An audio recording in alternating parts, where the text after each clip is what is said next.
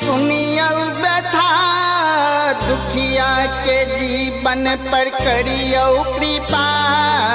अन्न धन के दाता छी हे माँ लक्ष्मी मैया, भाग्य विधाता छी हे माँ लक्ष्मी मैया। निर्झरिय जीवन सुनियो व्यथा दुखिया के जीवन पर करियो कृपा।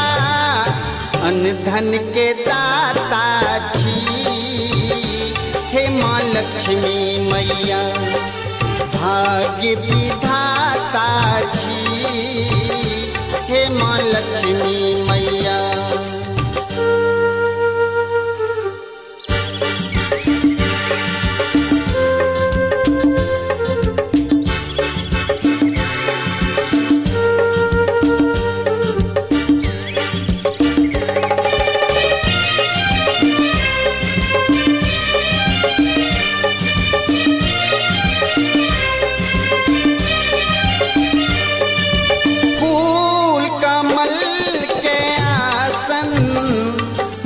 बैसल छी क्षीर सरोवर, शेष नाग सिंहासन माँ विष्णु के संग में बराबर।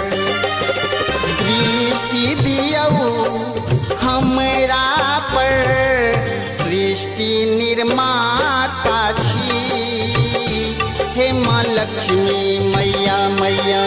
अन्न धन के दाता छी हे माँ लक्ष्मी मैया।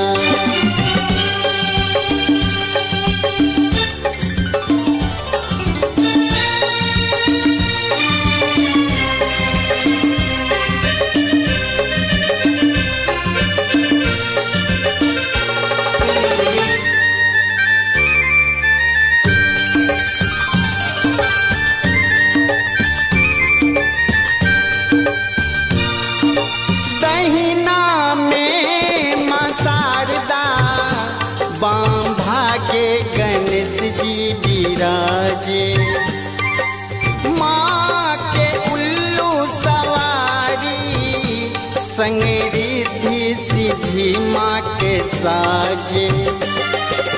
करियो दया निर्धन पर जीवन दाता छी हे माँ लक्ष्मी मैया मैया। अन्न धन के दाता छी हे माँ लक्ष्मी मैया।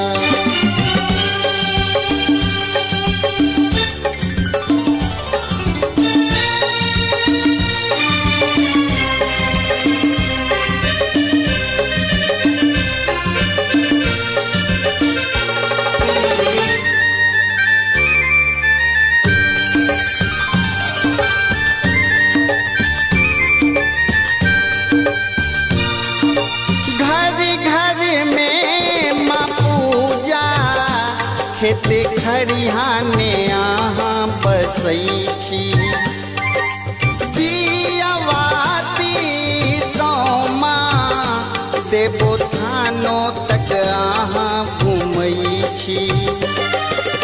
अही वैभव भाग्य लक्ष्मी शुभ लाभ के दाता छी हे माँ लक्ष्मी मैया मैया।